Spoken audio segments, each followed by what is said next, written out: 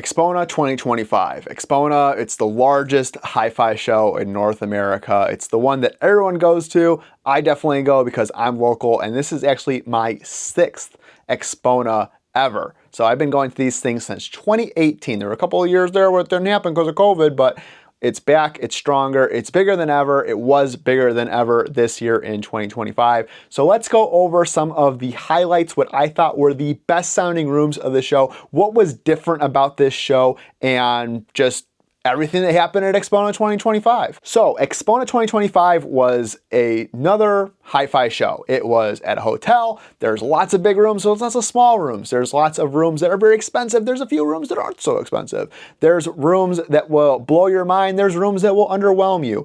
And the fact of the matter is that these are very expensive, very sensitive audio components and sounds that are being slam jammed, crammed, and fastly set up in a hotel environment that is not meant for the high-end audio application.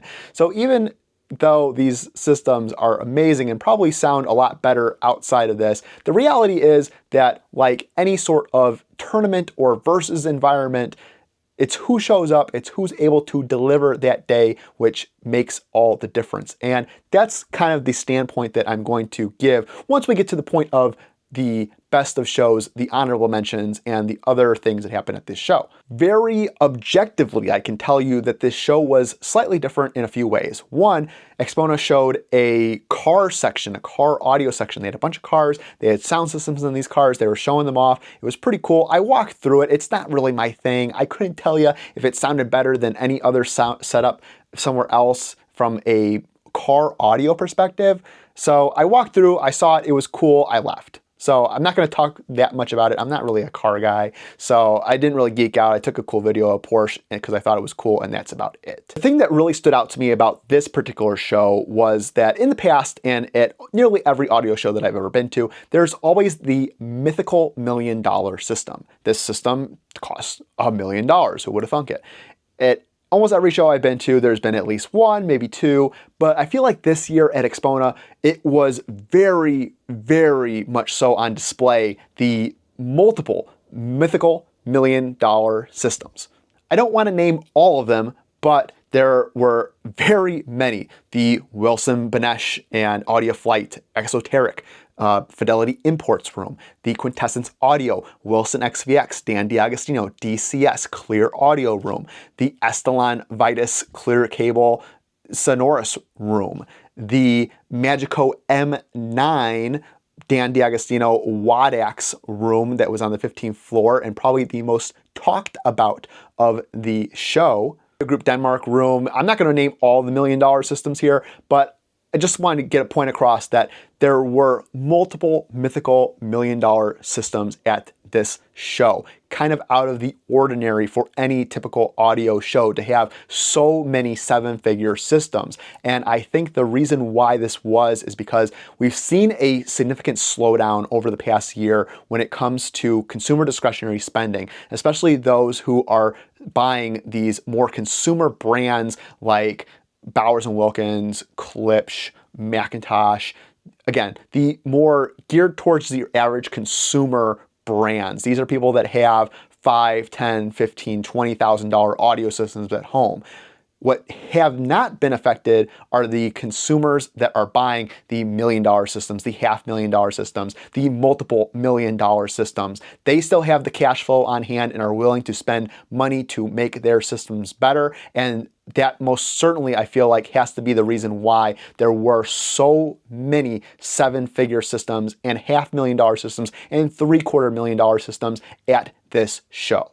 The last unique thing about this show has to be the fact that about a week before the show started, tariffs were announced. And I know they're on pause and there's some other stuff, and I don't intend this to be a political statement, but the reality is that these manufacturers are having to navigate an environment in which they have never really had to deal with before. Yes, there have been import duties before, but this is really unknown, with things coming on and off and changing in a seemingly chaotic fashion, that it is very stressful on these manufacturers in order to actually react appropriately to these policies. And even in the case with these American-made or American-assembled companies, these components, a lot of them are still coming from overseas, whether it is China or Germany or Denmark or France. They are coming from these international locations, and this is weighing on their supply chain, on their bottom line, and they will have to respond in a way that is appropriate, whether that is price increases or limiting inventory or shifting to other supplies. I don't know how this is all going to shake out. I heard a lot of chatter over this weekend of manufacturers saying that they may hold imports off until tariffs are resolved or something changes in the climate or they get a more solid answer. But I also heard from the attendees asking all these companies, where is this made? Is this price inclusive of tariffs? What will the price be with tariffs? Those questions are absolutely legitimate. And some of these companies had answers, some of these companies did not have answers. So this is a ever evolving and changing climate that we're dealing with right now. And again, this is just a reality that these manufacturers are having to endure and pivot around. So we're going to see how this affects the larger HiFi industry soon, I'm sure. But there are a lot of manufacturers that, again, we're talking about how they're going to react, how they might react, and upcoming changes that will happen if these tariffs go for a long enough period. For me personally, this had to be the most fun Axpona ever. Last year on the 12th floor, Fidelity Imports, Rhythm Distribution, Gishelli Labs, they put on this 12th floor party for media and trade members.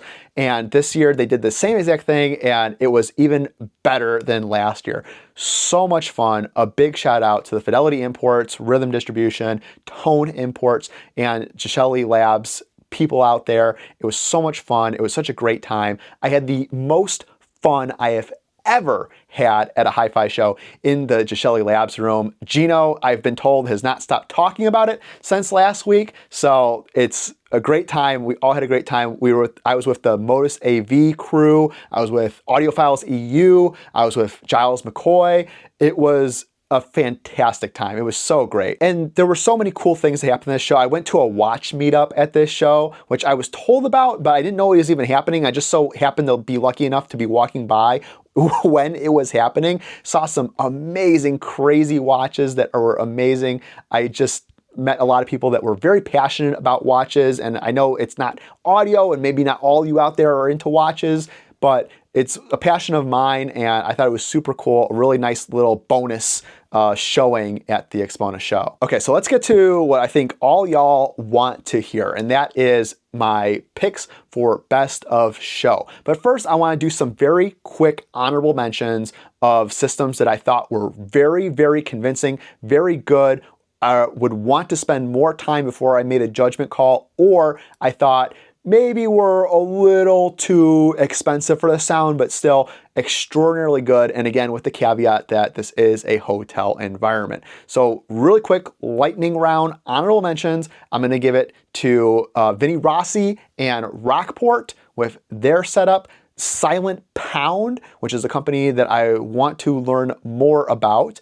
The Kimber Cable, Credo, EMM Labs, Meitner setup. Very, very nice. The Dynaudio Confidence 20A, which is an active speaker, was very, very nice.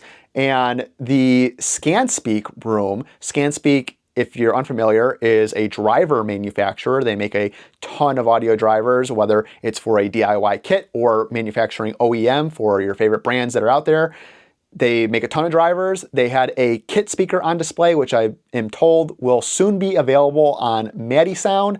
And that was really nice, a DIY speaker, and definitely competed with some much higher end products that were available at the show. Okay, so we're past the honorable mentions. Let's get into my best of show. We're gonna get to, I'm gonna mention 3 systems. We're gonna do top 3 best of show. So at number 3 is the Focal room. Focal did a very different setup than I'm typically familiar with them. They didn't really have a dedicated 2-channel system at the show. Yes, they showed a system that consisted of the Cantas and some name electronics, the same being said for the Sopras, but it wasn't really like a dedicated listening section. It was more kind of like a show off. Yes, they played it, but there weren't like chairs set up for that particular system. Their big draw was the theater where they were showing off the new Focal Utopia Cinema speakers. And yes, we watched the James Bond No Time to Die demo that I've seen probably for the 15th time at a HiFi show.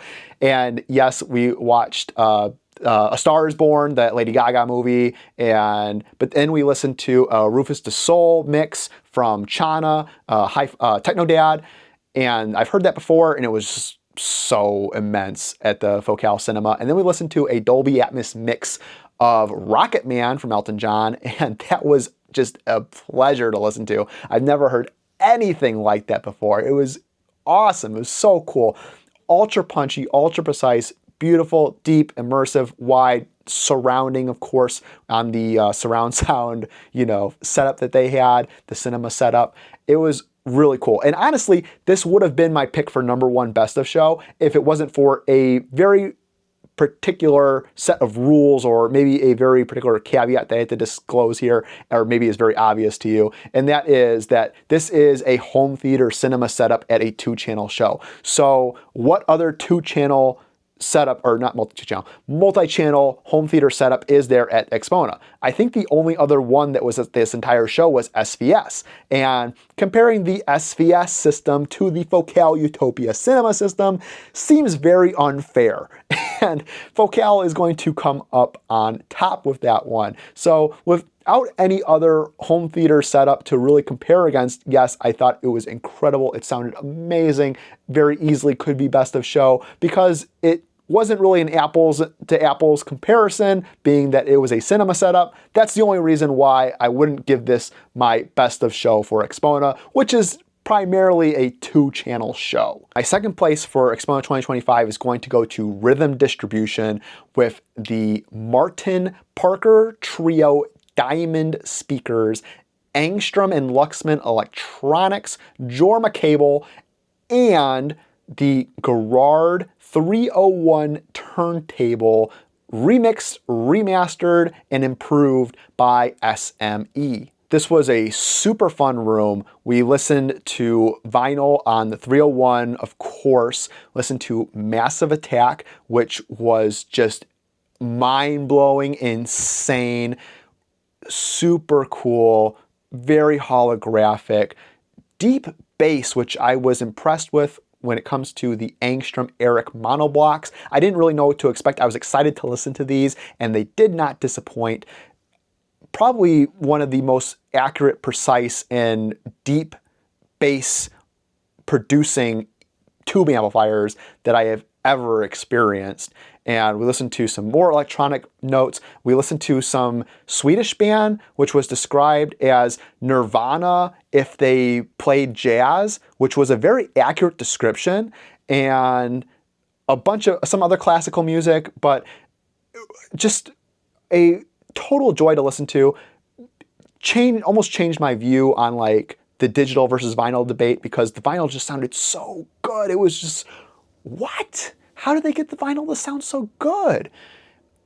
This, again, was very close to being my best of show for Axpona. The only thing that held me back was that this room was $400,000 for the system. And I had to think to myself in calculating my list, making my decision, would I spend $400,000 for this system? And I had second thoughts, which is why this system landed at second place. All right, so #1, best of show for Axpona 2025. And that has to go to, this may seem a little biased, but I'm gonna give it to Quintessence Audio, but not for their $1 million XVX Dan D'Agostino room. Oh, no. We're going next door to the Wilson Boulder and Clear Audio room. Boulder showing off the new 1151 monoblocks, and Wilson with the Watt Puppy speaker. Yes, I actually like this room better than the XVX next door. Again, hotel environment, keep that in mind. But for the presentation, for the price, when asked that question that made me have second thoughts about the Martin room, would I buy this? I said, abso-frickin-lutely. The Watt Puppy, super clear, super crisp, deep pounding, convincing bass that actually shook the floor of the hotel. I don't know if I can say that for any other system. There were lots of systems where I felt like the bass shook the room, made it rattle. I didn't feel that way with this system. It shook the floor, but it did not make the room rattle. That's more of a shout out to the room. But anyway, again, this is not it's an expensive system. Don't get me wrong. It's still a six-figure system, but it's nowhere near that $500,000 mark. It is somewhat affordable for the systems that were there at Axpona. And the enveloping soundstage, the transparency, the depth, the wideness, the precision of the bass, the clarity of the mid-range, the illustrious treble of this Wilson speaker being powered by Boulder and the Clear Audio turntable, playing a variety of tracks, just roped me in and had me saying, wow, I'd love to just stay here and listen. And for the price, again, that had me going, if I had the money, if I was looking to spend it, this is what I would buy. And that's why I gave it the #1 spot for Axpona 2025. Amazing rooms at Axpona. There's so many things to see. There's over 200 exhibitors at this show. It's impossible to cover them all in this singular video. And I'm going to be continuing to post things from Axpona on Instagram and also here on YouTube. So if you want to see more, go follow my Instagram. Subscribe here on YouTube, like this video so they know to show you more content from me, and hopefully you will find more entertaining content for here, and your subscription will help make sure that we can continue to bring you high quality content like this. It was a great show. I love going to these shows. I'm looking forward to my next one. Thank you for watching, and I will see you in the next one.